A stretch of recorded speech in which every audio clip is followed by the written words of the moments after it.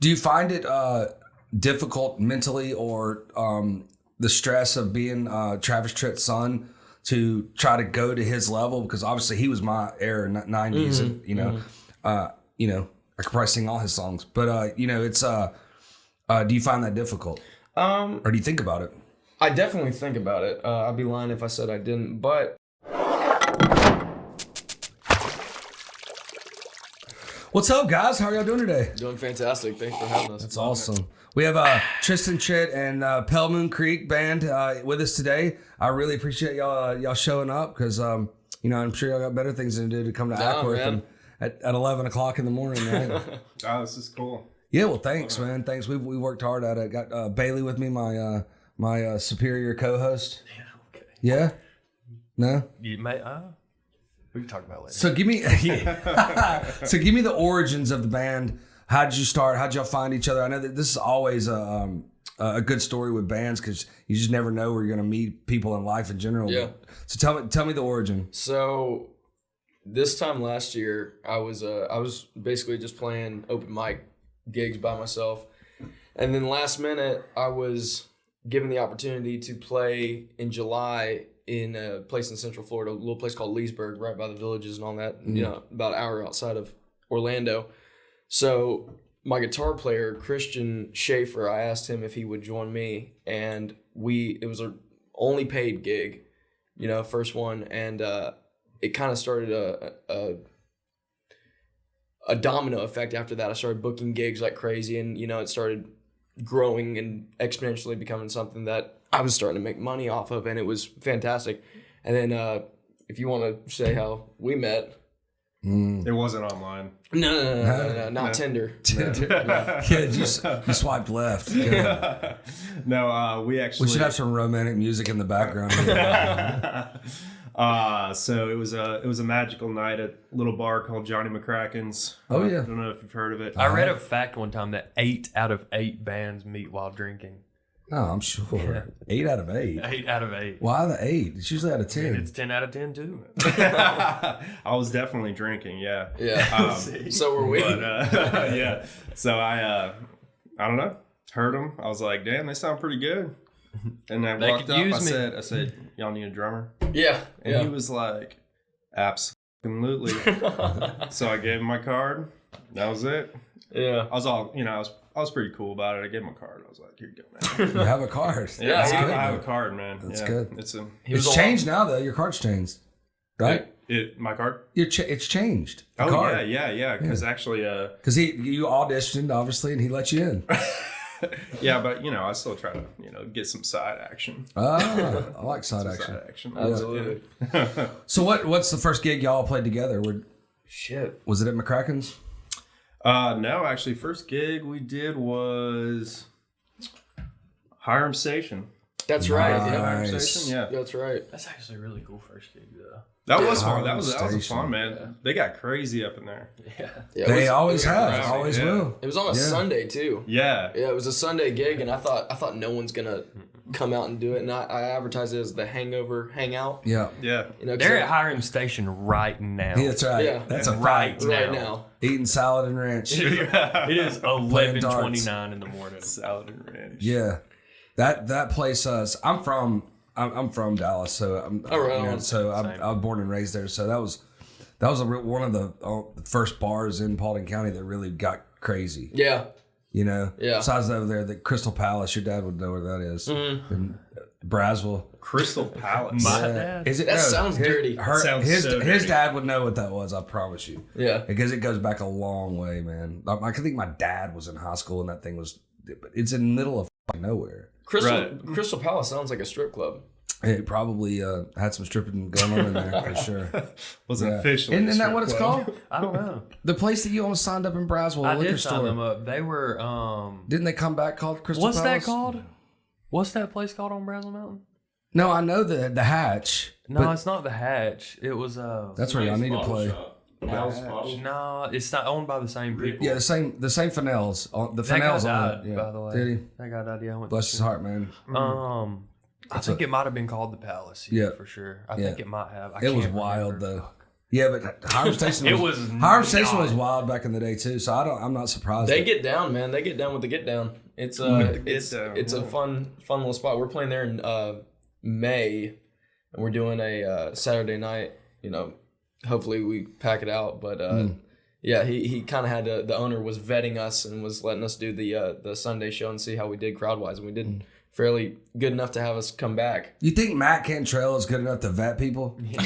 I mean, really? Look, Matt, I love you, but your music here, I'm gonna have to doubt you a little bit. I hope you watch this. Yeah. I go back long ways with Matt. Yeah. But if Matt Cantrell was sitting at one of those fucking shitty chairs, just sitting there watching you and really vetting musical talent, I'd be like, nah, I'm crying. Yeah, I felt Cantrell. I felt like I was like at the Comedy Store or something like that. Like Missy was about to, give me the go ahead. Yes. So you went to Hiram Station. Where's the next place? The next place we're doing, actually, let me pull that up. We just got done doing 2 shows back to back in Alabama. We did Wadowee 2 weeks ago, and then the other day we just did Montgomery.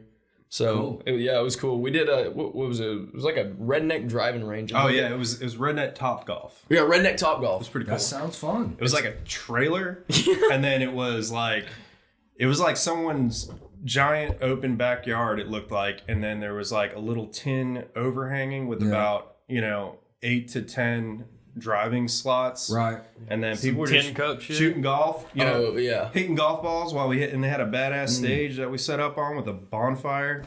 Sounds awesome. It was cool, man. Oh, it was called Range 231. Yeah, okay, it was a cool little spot. But what was funny, I want to have them on the podcast. You walk in, and obviously it's like a gouged out trailer. Weird enough, there's a dildo sticking out of the window, big guy, and I'm like, "What's that for?" They're like, "Well, if is that its name, big guy?" I just called it a big guy. I just named it, and I'm like, what is the point of this? They're like, "Well, if there's fights, we throw it at them." I'm like, "Oh, that'll get them to stop." And my dad was telling me, he gave me some advice. He goes, if you're ever playing a gig and there's a fight right in front of you, start singing Silent Night, the Christmas Carol, because people can't fight to that. So you bring down the energy a lot. But yeah, I think between singing Silent Night and then throwing a massive 11-inch dildo at someone, it's gonna stop a fight either way. That's one way to get them to stop. I would be confused. So confused. If you do that during a moment of peace, though, you might incite a fight. Yeah. I mean, it's the last resort. I've never thought about that. Yeah, that the trailer sounds like the strip club in Valdosta. That's two double wide trailers, JB welded together. Yeah, you know what I mean. Yeah, and it's just the biggest hole of shit ever, man. So awesome. So I think I'd have fun at that driving range. Oh, it was a blast. Wait, that's a real strip club? Yeah, I mean it's pretty close, man. That's awesome. It's called Peaches. Nice. I gotta check that out. Yeah, but I was there a long time ago, and the lady was trying to sell me the club. The owner. Whoa. And I was like, I just want to put an ATM in here. That's all. They didn't have an ATM, and we do merchant services and ATMs, oh my God, and electronic transactions, and I was like, I want to put an ATM in here. I was hammered. She was like, we don't want an ATM, but do you want to buy the whole bar? I was like, no, I do not. No. I'd call that an asset, take man. $6,000. Oh my God. An asset. Pun intended. Yeah. So let me ask you about this. So you met your the drummer, and then you met the guitarist, but you'd already had a little bit of a following. So how did you rebrand and then kind of move forward? Because I'm sure you had some followers already.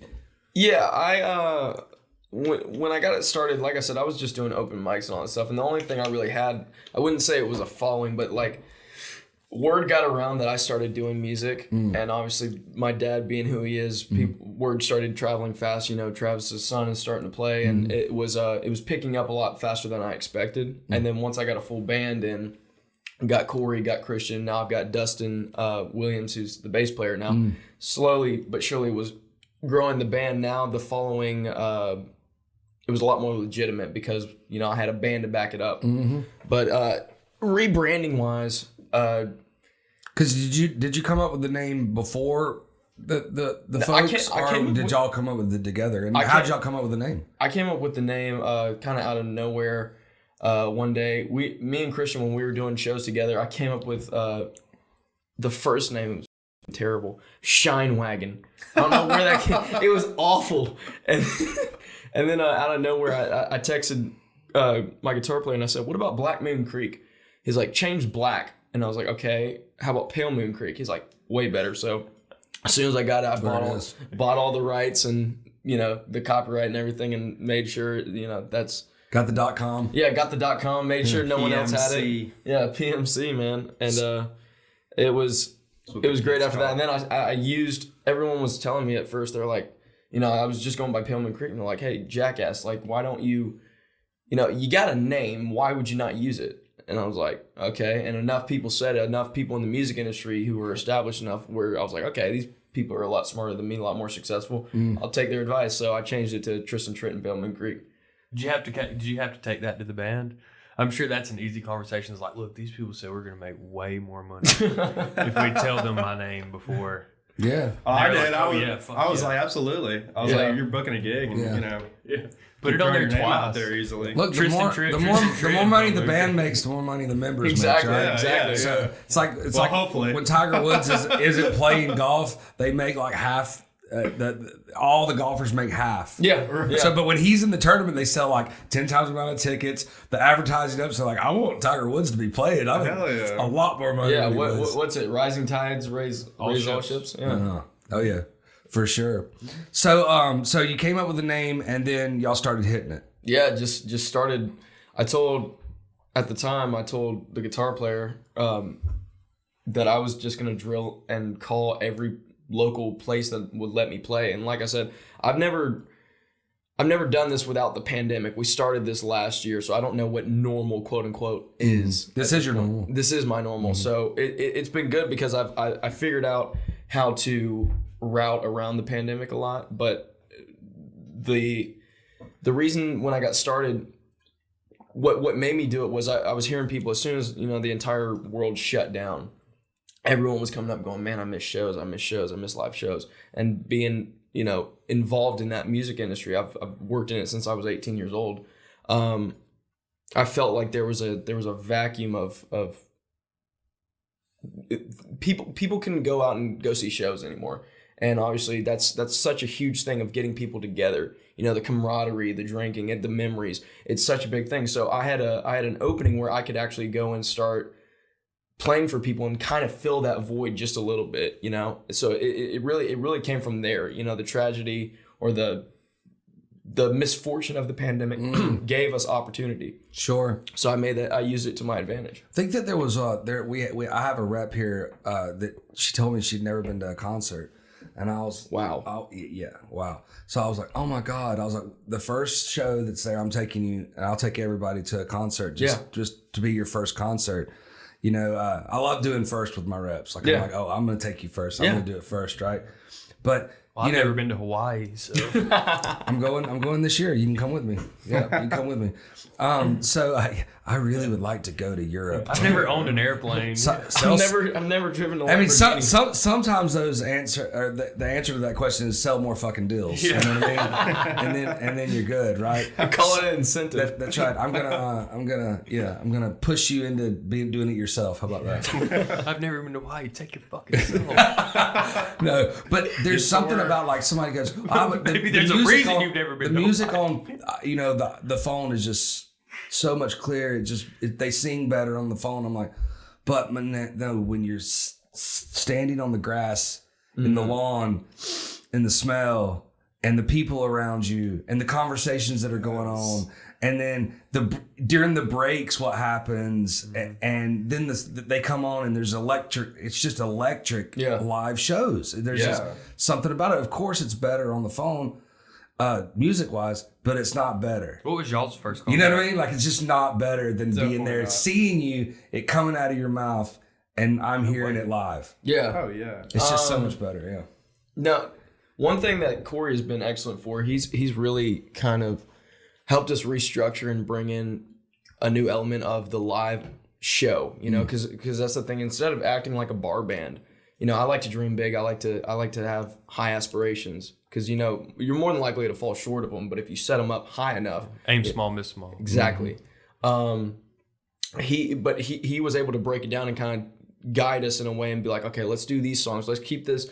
Like, perfect example. We were doing the show in Montgomery a couple days ago, and it was a younger crowd, and we had to keep their attention. So we were repeating songs. But as long as we were able to keep their attention, keep that, keep the momentum upward, it was going to benefit us. So he's been really great for helping us bring that professionalism, to fruition. Because a lot of these, you're competing with so many local artists right now, and that's, I love competition. But how are you going to, just like a business, how are you going to set yourself apart from them? Well, you got to do it through being professional and giving them a show. So that's it's. I didn't realize how crucial that was of a band being able to put on a show. Just because you're singing the covers or the originals or whatever, it's not the same. Yeah, exactly. So I look at it like this. So I've been to thousands of concerts. I love live music. And when I was 19. There was like they used to do Deck the Hall balls, like 99X used to throw in like a Christmas. Yeah. If you remember that. Yeah. I mean, I don't know how long they did it, but it had to be, I was 1999. And you probably check these dates. I might have been really drunk and it was 2 years after or whatever. But I think it was supposed to be Wallflowers, Wallflowers, which is Bob Dylan's son, and then Nickelback was supposed to open for the Wallflowers. Interesting. I think that was the band. Wow. Again, it's been a long time. It's been over 20 years. So, but when we got there, they're like, we're going to give all your money back, but if you want it. But Nickelback's, the drummer's dad passed away, so they couldn't be here. Oh, damn. And, but this band called Marvelous 3, which is Butch Walker. He was, and they weren't around for a long time, but obviously this dude is so talented. Yeah. I mean, God. And I remember him, he just came out there by himself. He's like, look, I pieced together some people. It wasn't even his band because they weren't in town. It was, it's the holidays, right? So he got just some random people to come in and play with him.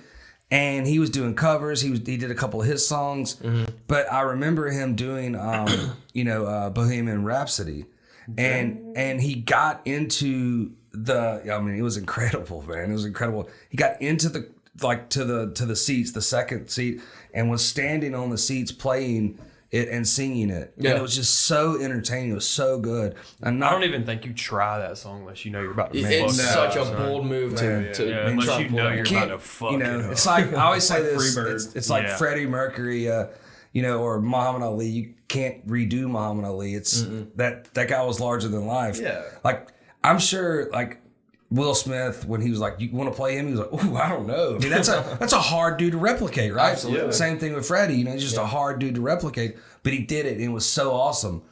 And he just put on a show. He talked in between. He was very entertaining in between, which is important to me to relate to the crowd in speaking, not just singing.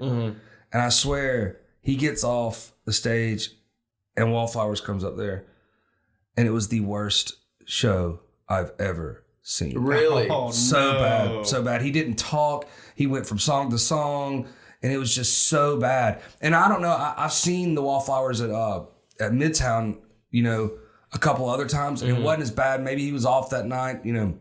He's obviously a pretty talented guy, but it just was not good. And maybe it was just because he got opened out, man. The Butch did such a good job that it was like, how do you follow? It was hard to follow. That's the thing. And it was impromptu, so we didn't know. It's also expectations. We, as a crowd, didn't know what we were going to get, and then we got that, and it was just incredible. I don't know. Check the years, but it happened. It was. Do you guys awesome. open for people, or are you usually the? We haven't. We will Only if you know anybody. We can open. Yeah. I do. Yeah, I do. Yeah, we're that's the goal probably for the next 2-3 years is just getting great opening slots. My sister's she's in the industry as well, and that's kind of the market she's on right now. She's opening for like Muscadine Bloodline and all these other country artists. So do you find it difficult mentally, or the stress of being Travis Tritt's son to try to go to his level? Because obviously he was my era, 90s, and I could probably sing all his songs, but you know, it's do you find that difficult, or do you think about it? I definitely think about it. I'd be lying if I said I didn't. But my parents have always been super supportive of anything, you know, any endeavor.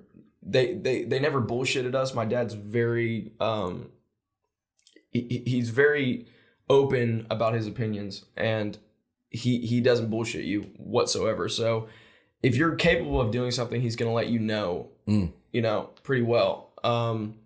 First time, not to get too sidetracked, but the first time I ever played guitar in front of him, I played Seven Nation Army, and you know, most parents, you know, 9-year-olds playing this song, they're gonna cheer you on and everything. I played it for him. He looked at me and goes, "That's cute." Stood up and walked off. I was like, "Holy shit!" Destroyed me, and I was like, "Wow!" But he doesn't just give out compliments, so I'm pretty reassured if he tells me, you know, "Hey, this sounds good" or "This sounds bad" or whatever. I'm confident that that's exactly how it is. It sounds that way, you know. If it sounds good, and he dishes out a compliment, that's a good thing. So you think about that, but the expectations.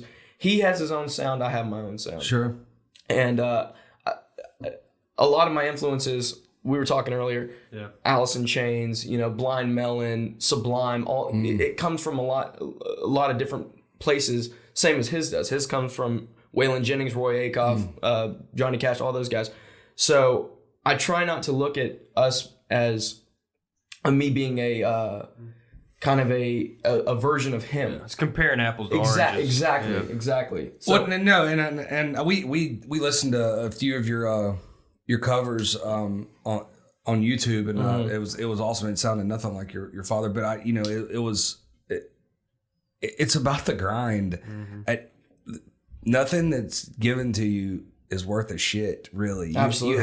You have to go out there and do it. And look, if you've got a name that can get you the edge, fuck it, do it. Absolutely. You know what I mean? Do Absolutely. it. But you're not gonna. It's like stand-up comedians says, you know, they'll give you a chance because of your name, but if you get up there and suck, they're not gonna come back and It's sing like it. Richard Pryor's, You know what I mean? Richard Pryor's son got booed off the stage.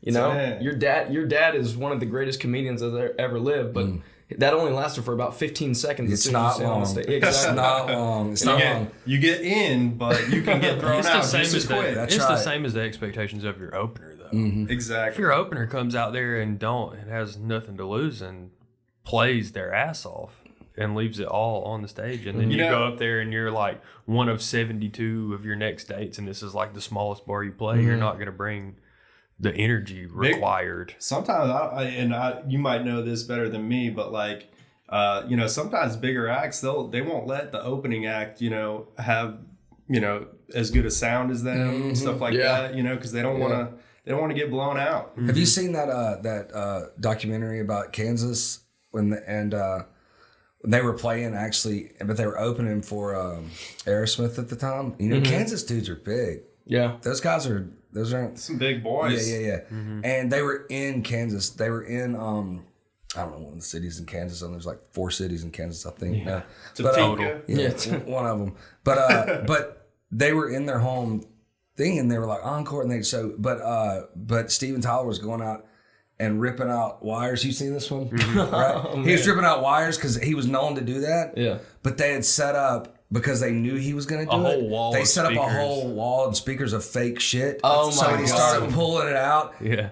That's insane. And then their guitar player and the starts guitar playing. started running after him. Was like, no, because he'll eventually get Touch to the my real wires shit. again, I'll fucking kill you. Yeah, he's like, I will kill you. Really, that's a Yeah. punk move right there. Yeah. Supposedly this guy used to do it a lot. He did not want his openers to.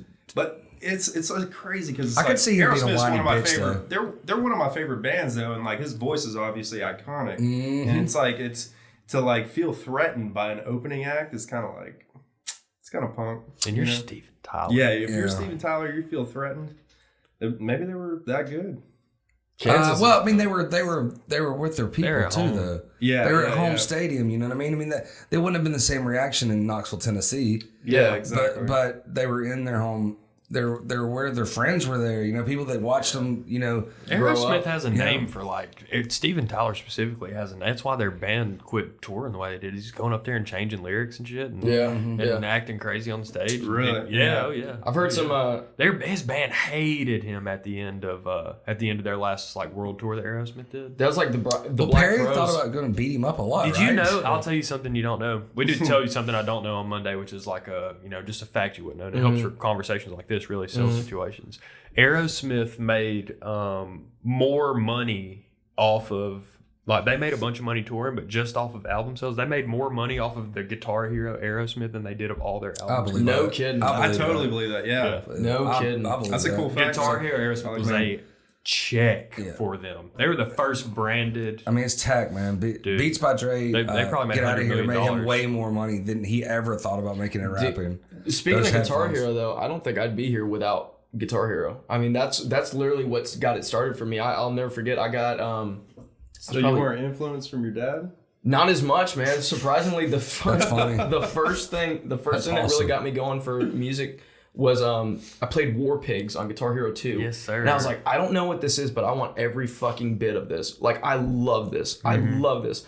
And it set me on this road to discovering Black Sabbath and Ozzy and Motorhead and all these different iconic bands that are now, a huge influence on me. But I wouldn't have probably discovered them if it wasn't for Guitar Hero. Dude, That's I have awesome. a buddy of mine that when you start doing something, so I got a friend of ours, Hunter Chastain, from Rome.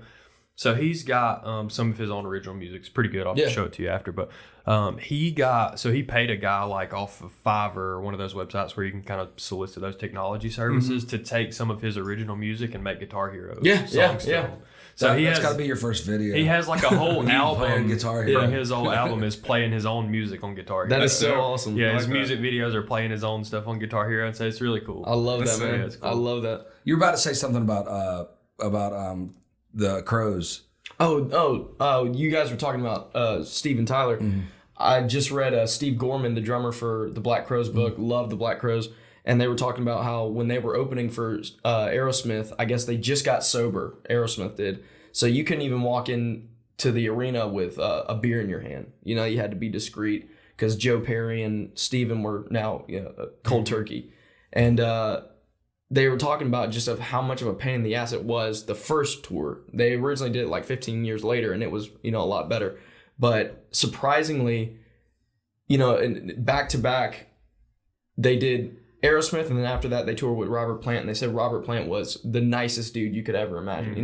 The guy who fucking sings for Led Zeppelin was just this super down-to-earth. He still tours. Yeah. And they started touring again 5-6 years ago or something like that. Led Zeppelin actually toured, and then he does it on his own. Yeah. And I actually went and saw Hank Williams Jr. at the Verizon Amphitheater, and then saw them maybe 2 weeks later. One of those guys, I can't remember what there's his a band's story called, that I don't know if it's true or not, but one of those guys drove. This is how fucked up he was. He drove a brand new Rolls Royce into his pool because he thought it would look cool. Keith Moon did that from The Who.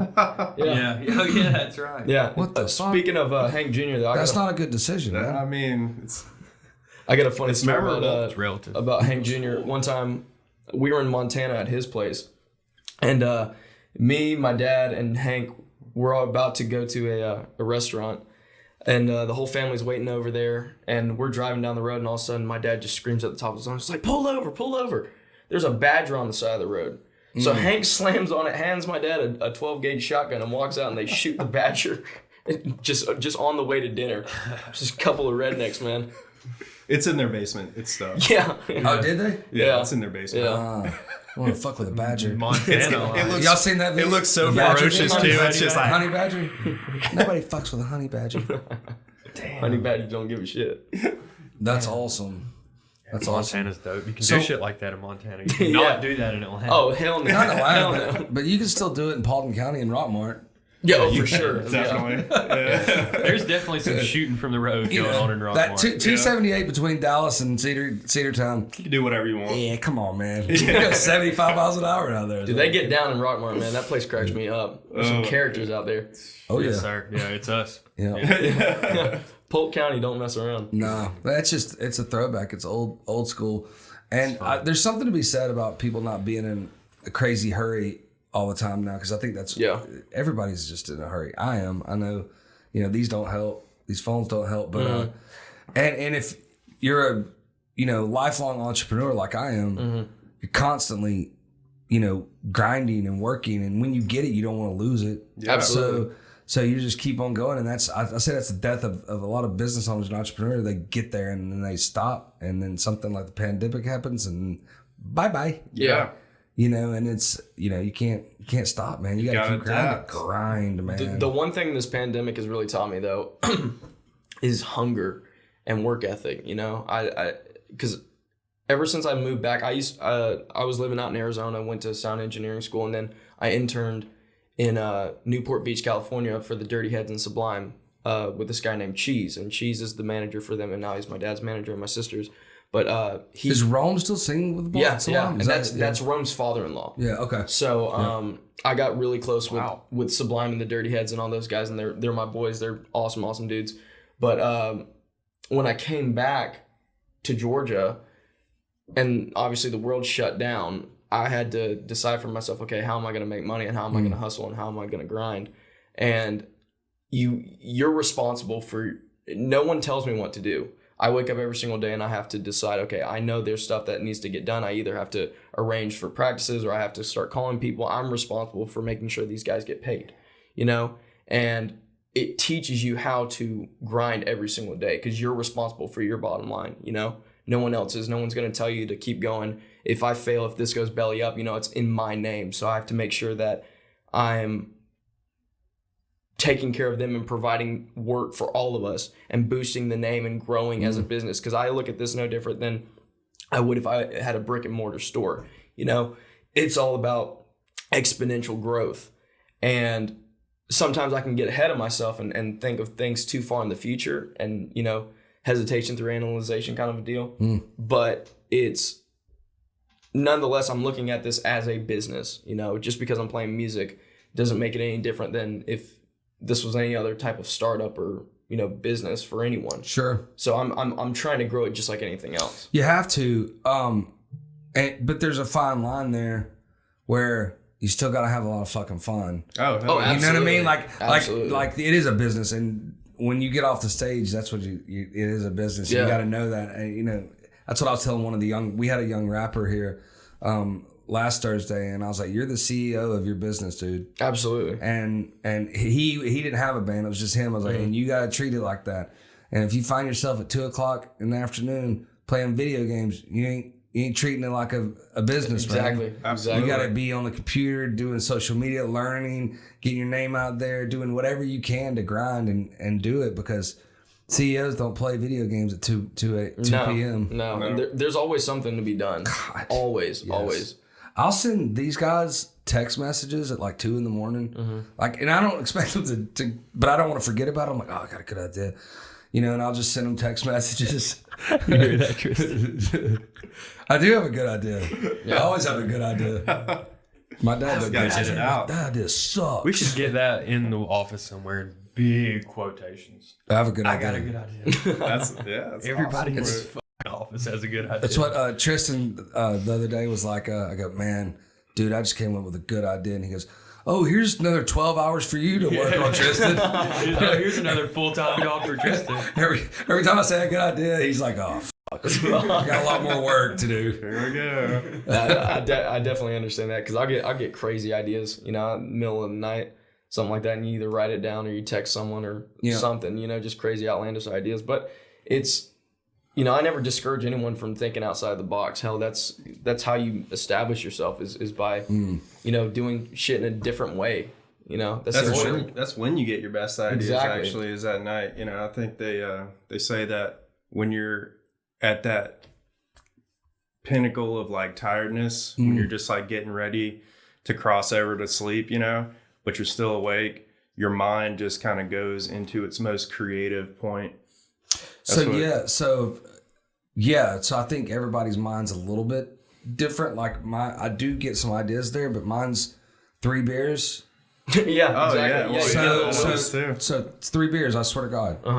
And then my business ideas just flow out of me. Yeah. 8 beers, They get a little worse. They get a little worse. It's like playing golf. A lot of people's like, I play better when I'm drunk, or I play better when I'm drinking. But it's learned. It's learned behavior. It's right? a bell curve. There's an up and a if you learn playing darts down. drinking, you're better at playing darts when you're drinking. Yeah. If you play pool better when you're drinking, it's because you learned drinking. So I don't know about. I wasn't doing business drunk, but I do get my ideas 3-4 beers in. I'm like, and then it starts flowing. Yeah. I have dreams a lot about business ideas. I have a pad. I write it down. And then some people, they smoke, and the it starts flowing. I think the drinking thing, like I definitely get that because you get like a certain degree of boldness, call it liquid courage or whatever. Sure. But You're like, that guy should be in my band. yeah. Exactly. Ukulele player. That's right. That's it. We need a harmonica player. We need an accordion player right now. Right now, I need an army of didgeridoos. And I didn't want anybody to have hair, so good. You made a team. Yes. Good to go. You're good to go. Beard, bald, good. You're in. That was the selling point, honestly. Yeah. Beard and bald. It's funny when you're Actually selling suck somebody, at you drums, start I mean. creating prerequisites. We were looking for left forearm tattoos. Yeah, exactly. What's up with your tattoo? The airplane. So I got a theme going, and eventually I'll finish a full sleeve going, but Good luck right now. Everybody just got stimulus money. I'll tell you that. Oh, I bet they're lined up, aren't they? Yeah, that's good. Yeah, my tattoo artist's next opening is January 2022. Dear God. oh, dude, I did see there was a big convention coming through, isn't there? Tattoo convention. Yeah. But anyways, so I got my theme is I was going down in flames and music lifted me up. So Nice.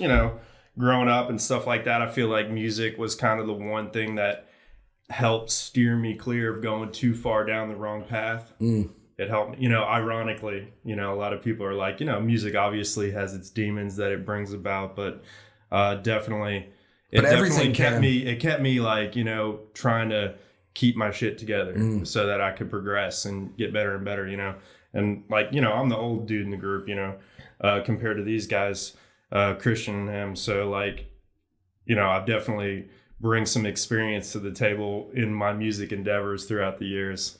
But who do you think's gonna make the first million? Your girl or you? Because she's pretty go-getter. Oh, my girl. That girl's Definitely. Yeah. I met her for that's a compliment. He by looks the at way. Tristan Because like I didn't say you weren't gonna make it. I said who's gonna make it first. Oh yeah. So but I met her, and I'm a pretty good judge of salespeople, and I'm like, after she left, I was like, she's gonna be a millionaire. Oh, totally. Yeah. Absolutely. What do you? I mean, She's gonna sell a lot of policies. She's gonna be a millionaire. That's a fact. I've had her back since day one as far as supporting her, because like she's just like she's got the right attitude and the mindset to like just take it all. I love how she does more like policies now than any insurance agent I know, and she comes in here and she's like, man, I'm only doing like 25. 40 policies a Yes. month.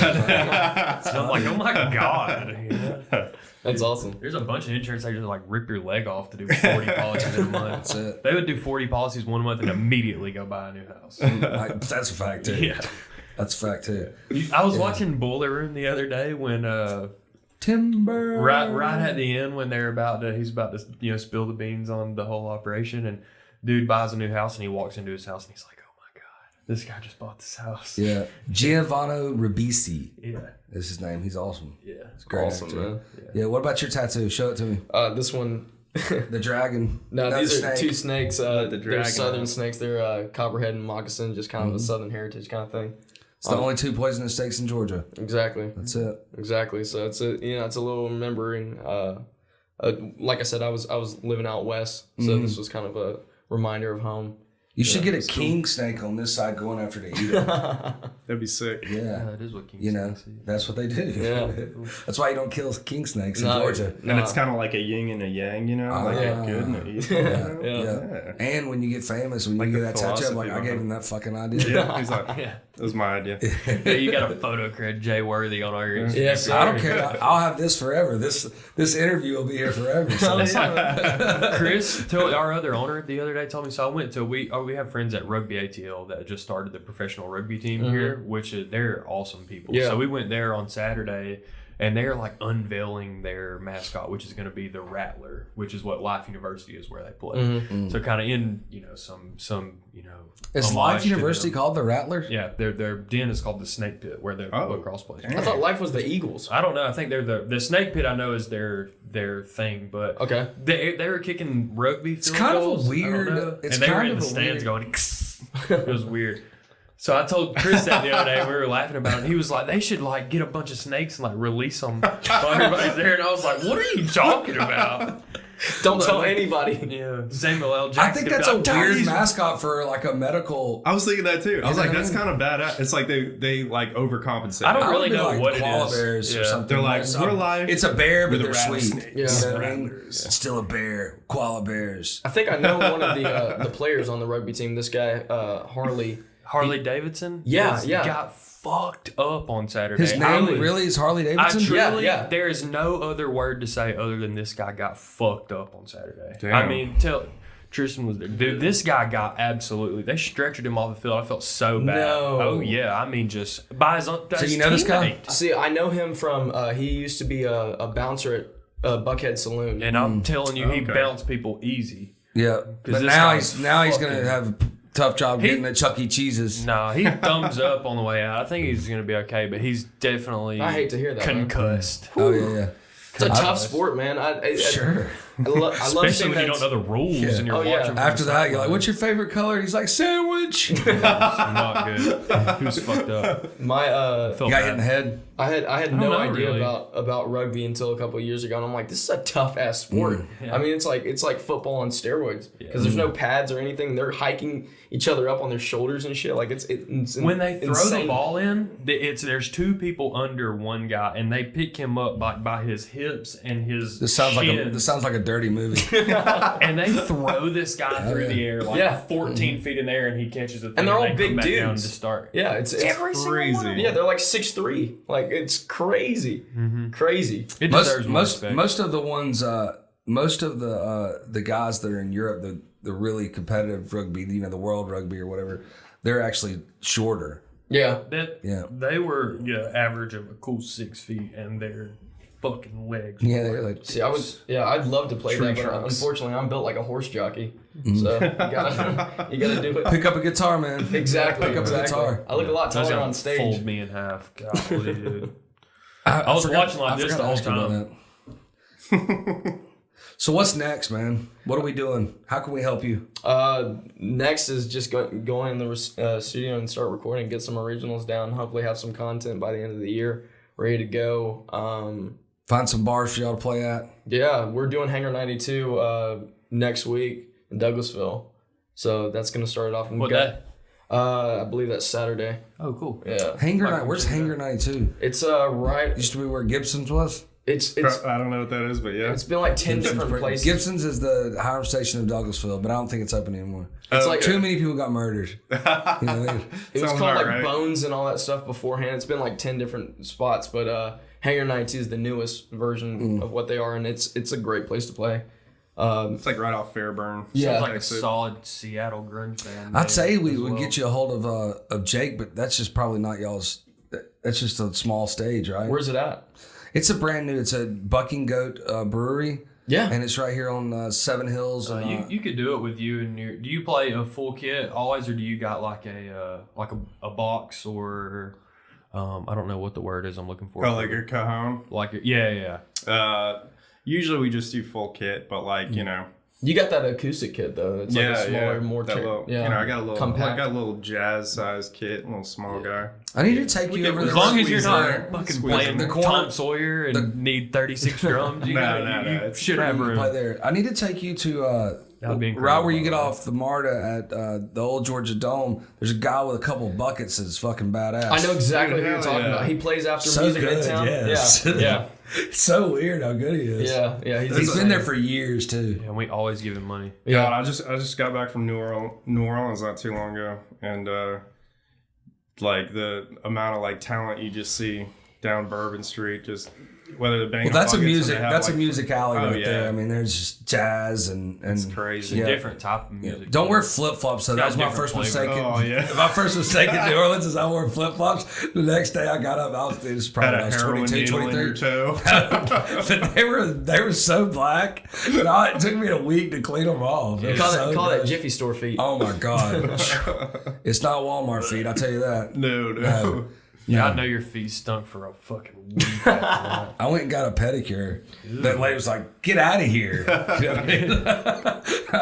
Like, get Your out of feet here. smelled like the liquid She form thought of I a had an cigarette. infection. She's like, "You got an infection." Is that ringworm? Cannot be right. Yeah, highly contagious. Highly contagious. It's funny how many of those street people that I talk to though, because I was telling him the story that me and my wife and kids, we did like a little staycation it was in the summertime, you know, but nobody was out and we wanted to do something, so we went to the Westin downtown, and we were walking outside, and a guy was like, "Hey, you want a beer? You know, I'll give you 2 for $11." So that's not really a good deal, man. I was like, so I'm back and forth with the guy, you know, just haggling. That's what I do. Yeah. It's what I do everywhere, and gets on my wife's nerves, but like, I'll do 2 for $4, you know? And he's like, no. We go back and forth, get a beer, turn around. There's this guy that did that picture, and then I've got a bunch of them around here, and I met him like 4 years before, but he was sitting there out there selling his picture. He goes like, I can't remember what the guy's name is, but Hosea, I think is his name. And I go, "What's up, dude? You sold me all that stuff at the Falcons game like 3 years ago." He goes, "Oh yeah, I remember you. I sold you the deal." I think he remembered all this stuff. And then I turn around and there's this like street magician there, and I was like, "I remember you too." And me and you were there. It was Hunter. Oh, it was Hunter. Yeah, another rep I used to have. And we went into the Waffle House, and I kept giving him $5 more to keep doing tricks. It was like 1 a.m. I was hammered, but he was like, he was a very, very, very. They weren't even good tricks. No, they were. No, he was incredible. But I just kept giving him $5 more. But I just gave all my cash to those other street vendors. And he was like, after he did that, I was like, "Dude, I don't have any money, but I do remember you." And I was like, "I just kept giving you $5. I bet I gave him $30. Oh my God. 20 minutes. I'd do another Worth one. it. Totally worth it. Are you kidding me? I had a similar story. We did after Music Midtown. Me and my buddies were all going, you know, walking down the street and hitting up all the bars after the festival. And this guy, he was a street magician. He came up and he started, you know, doing all these cool tricks. Well, we're downtown, and obviously Midtown is where like all the gay pride stuff is. Mm-hmm. Had no clue about that. And we go into the bar. Well, you were right there, Bulldogs. Yeah, you were right there. Yeah, the Piedmont. And that's where you go into the Music Midtown now, right? Right there. Yeah. Right. And one of the bars we were at, I'm like, man, everyone is so friendly here. Like, they're letting me charge my phone on stuff. And it's one of the most notorious gay bars. Didn't know this. Well, my buddy, is it Bulldogs that we're talking about? I think probably, so. So my buddy thinks it's a good idea. It's karaoke night, so he starts singing "My Pony" and takes off his shirt and starts grinding on the chair. Everyone is losing their mind. So it's funny enough, my mom's out there with us partying. I don't know how we got her out there, but she's out there nonetheless. And she taps me on the shoulder and she's like, Tristan. It's like 30 minutes later. I'm like, what? And there's a guy who looks like a woman, and my buddy is grinding up on her, and he thinks that, and he's wasted, and he thinks that he's about to, you know, get laid, and he's looking at us like, he could have gotten laid. Yeah, and we're like, how far do we let this go? Because he's not gay, so how far do we let You're this go? not getting laid. He's don't getting know. laid. Yeah, exactly. And her Obviously, you don't know that. Yeah. You say that very confidently. I'd have certainly let it go. They start making out, and I'm like, okay, I probably should intervene now. But she's got a bigger Adam's apple than I do. Yeah. So I'm like, oh no. So she grabs him by the hand and takes him to the bathroom, and I'm like, okay, now I have to intervene because he doesn't know what he's about to get surprised. Yeah, it's a surprise. That's awesome. He's gonna wake up the next day sober and still be mad. Please don't say his name. Oh man! Don't say his name. All the while, like a virgin's playing in the background. Yeah. All 62 people are gonna see this. Oh. Like a virgin's playing in the background. God, dude. He would have ran out of that bathroom and went, oh man. I can just see it now. What a great story. Oh man. That's incredible. So man, how old are you? 21. Man, shit, I feel bad for you, and it'll come back. Yeah. It'll come back. I know it in my when's your heart and birthday? soul June 16th. that it'll come back. But that Music Midtown that you go to these days is not Music Midtown. No, it's not. It's sad. I stopped going about 3 years ago. How old are you? 34. So do you remember the old Midtown that was in Midtown, the 4-blocker, 27 stages, 4 days? Rad. Oh my gosh! I think one of the best shows I ever saw there, which threw me by surprise. And what I loved about that setup so much was I would always walk out and be impressed by bands that I never even thought I'd like. I saw Lenny Kravitz there, and that was hands down one of the greatest shows I've ever seen. I mean, that guy jumped off the stage and started walking. It looked like Moses parting the Red Sea. And his showmanship was so fucking incredible. And I saw Hall & Oates, I saw Lord, Alice in Chains, John Mayer. I mean, it was just a crazy, crazy lineup, but fantastic musicians that I was not that big of a fan of. Going in, and then I left a major fan. Like if you don't like John Yeah. Mayer because of his ballads, and you just think he's a little too rom-com for you, go to a concert and watch him play the guitar. He plays like Hendrix. He's a blues player. It'll change He's a blues your player. mindset. on I lost my mind. He's to see that nasty. song. It was He's so insane. good. Insane. He also it's- gets it's super crazy. fucked up and lives his life. That's however crazy. he wants. Yeah. Yeah. Yeah, the first time I saw him, he was playing this guitar like a piano. Yeah. And I was like, oh like my Gravity God. or something. Yeah, it was awesome. But that's why I liked Midtown, is because I could see those people like Bob Dylan that I wouldn't have gone out and seen before. But then you Exactly. get to that's part of history. I mean, Bob Dylan, he might as well be one of the Beatles. Like, Absolutely. Oh, yeah. insane writer, just one of the best ever. So, and then I, walk across, 400 yards, and then I go see Goody Mob and an Outkast. Yeah. And it's like, So get out of cool. here. Outkast they're some of the most musical people. Yeah. First album I ever Legendary. owned was Speaker Box and the Love Below. That was the first album I yeah. ever got. Did you ever go to the original Ozfest? I did, because that's when I was No. that was when I was been to working. Ozfest. I actually met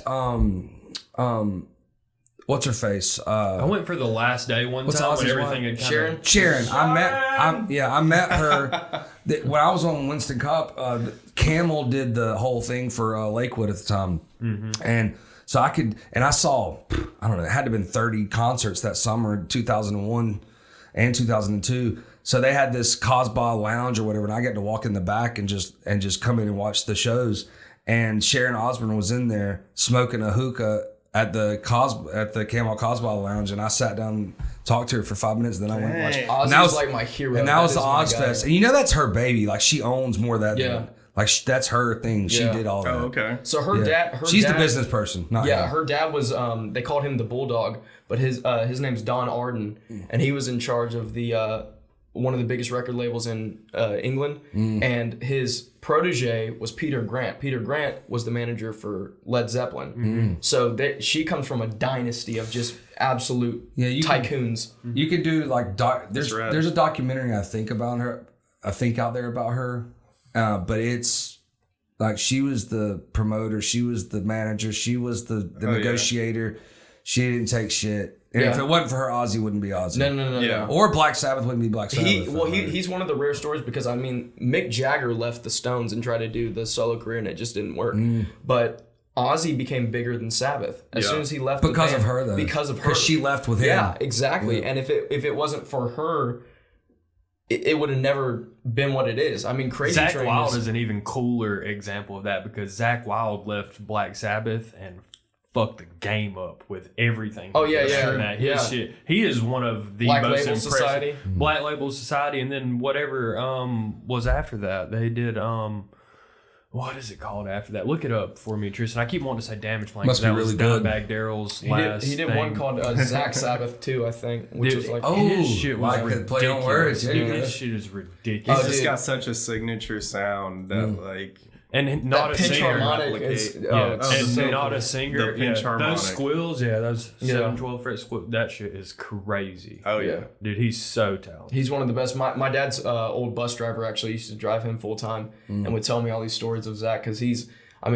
just a big teddy bear, but the guy's built like a fucking Viking. Is he? I went to the Thrashers game one time when I was in like 4th grade, and Zach Wilde played the national anthem on his guitar and walked out there slamming beer. And I swear I watched this dude play the national anthem and just fucking play his guitar for like 12 minutes. Dude. Like, his shit is 12 minutes. That's I like used to watch him. the over and under on the Super Bowl is like 2 minutes. Yeah. It's always like 156 or 203, depending on who it is. I would go back and there's over under on that, right? Oh, it's such a strict schedule. You can bet any of those. No, I'm talking about the over under bet. Oh, the bet. Oh, yeah. On the Super Bowl, there's always an over under on how long the national anthem. Yeah, that's awesome. So it's like with some with Christina Aguilera, I think it was over 2 minutes, but then some people it's under 2 minutes, and you bet the over and under. I do it every year. What was the one? I think it was NBA, but it was Fergie doing it. I think and it was the All-Star game. It was last year's All-Star game. God, it was awful. I don't know like a ton about gambling and stuff like that, but what's it called when you have like that like a random side bet? Prop bet. Prop bet. That's what that is though. Oh, okay. Didn't they have that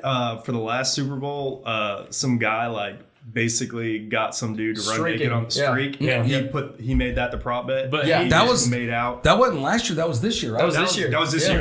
Yeah, but they didn't pay him out. They what he did was bet on himself to do that. And what they were saying, we were reading some stuff about that a couple of weeks ago actually. They wouldn't take a bet at the amount that he said he placed that bet at because of the unlikelihood of the odds. So they said he put like $25,000 on a 500 to 1 bet. Yeah. Like $5 million. Jesus. Yeah, and they wouldn't cash in on that bet because it was the national anthem bet is that's a prop bet too. All those are prop bets. It's just ridiculous. Yeah. Bet. Do y'all watch golf at all? Yeah. Rory McIlroy. Mm-hmm. His dad bet when he was like, was it 16 or 17? Or 15, yeah. 15 or 16. His dad said he would win a major in the next 5 years and bet, I don't know, $106,000. He bet. No, he didn't bet that much. He won that much. It was like 200 to 1 or whatever, right? Oh no, That's like no matter what you can pull it. You can pull it up and see. He put money on his son to win a major, and he had to win it like by his 22 or something. Who's that dude? Dustin Johnson? Yeah, that guy. Because apparently he can just rip it when it comes to with his driver, and people take bets because I think he averages like 300 yards. No, he averaged more than that. Like 330. Yeah, more. Yeah, a lot more. He's a very tall. He's a very long. And guy. and the clubs that they have, wins over 171,000. His father-in-law's Wayne Gretzky, so those kids are just going to be powerhouses with whatever they do with a stick. That. Yeah, if they pick, literally Happy Gilmore, like if they pick up a golf club or a hockey stick, like they're going to be the best of the best. Yeah. Your granddad's Wayne Gretzky. That's crazy. Yeah. So cool. So how can we find you on social? Yeah, dude. Anything Tristan Tritt and Pale Moon Creek, Facebook, YouTube, Instagram. We're on it. Should have the website coming up in a few months. Be by the same name, Tristan Tritt and Pale Moon Creek. .com. Yeah, .com, man. So, yeah, we're committing to getting at least probably like 5 to 6 songs done throughout the year. So cool. So how many do you have done right now? Originals? We just got them demoed. We got about 5 ready to go. Nice. Are they out there? Studio time, man? No, they're not out there yet. We're doing like I said, little demos and everything. But I'm trying to go into Nashville, in one of the studios out there, Sound Emporium or one of them, Blackbird. It all depends, and just try and hash it out and get it out. Well, we heard a couple of covers. Painted Black. Yeah. I heard y'all do that one. That's incredible, man. Thank you, man. The Sturgill cover. Yeah. But I'm glad you're a Sublime fan because that's my favorite band. I mean, I'm a '90s kid, so that was Pearl Jam and Sublime. Those are they're tied for one for me. So I'm gonna have you get your band together and play me some Sublime. Oh, dude, we love Sublime. Sublime. I'll pay you for it. How about that? Hell yeah, man. Hell yeah. No, I was with Eric Wilson, the bass player, a couple months back, or I'm sorry, not a couple months, like a year or so ago. And when I first moved out there, Cheese, his manager, looked at me and was like, "Hey, they're having a Halloween party at Eric's place just outside of San Diego. Beautiful avocado ranch." So I show up by myself, and the only person I knew there was Carlos, the drummer for Sublime. So we started talking, going back and forth. Well, it says Halloween party. No one's dressed up except Eric. Eric's wearing like this big pink bunny outfit, and the guy's like 6'2". So he's standing out like Fido's ass. And but it was such a weird experience. But one of the funnier things that happened, like, you know, I'm not a shy person, but I was trying to, you know, feel my way out. Didn't know any of these people.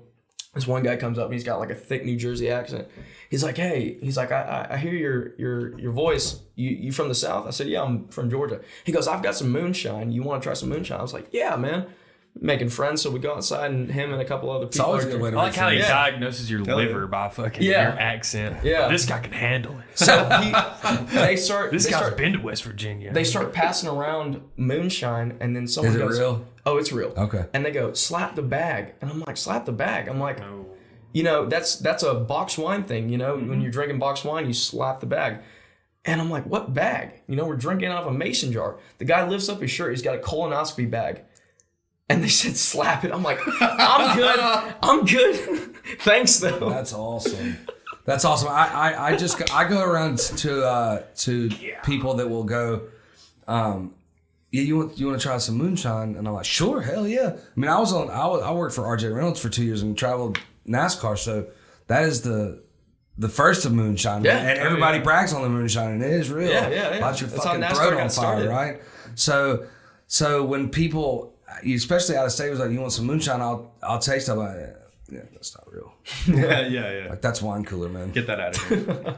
It's a wine cooler. Yeah, well, You know, on the inside, Jay's dying. He's burning all the way down his shit. Nah, I would say I would give respect to good moonshine for his sure. insides are 90 His proof. coffee's...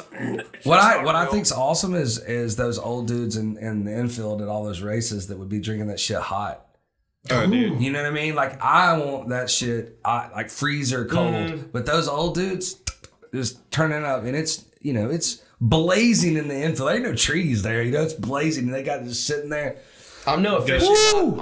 I'm no aficionado when it comes to moonshine, but there was a guy named Popcorn Sutton, and he was based, I think, in the hills of West Virginia, and he was notorious. He died a couple of years back, but he made the best moonshine. And if you could get some original popcorn, it will light you up. I mean, North Georgia up near Athens, like I was playing a lot up there last year, and like we did this thing called another band I was playing with. We did this party called Middle of Nowhere Farm Party, and this guy up there, he just puts on like he literally has this huge piece of land, and he just puts on this massive party.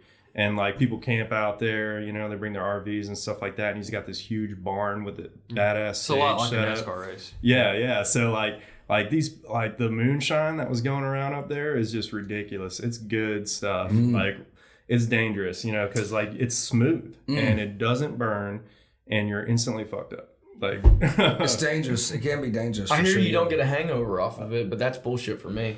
I think still feel like that shit. has to do with the person. yeah. Yeah, I think that has to, and your age. yeah. Age is you know, the king of non-hangovers. Yeah. So I'm 21.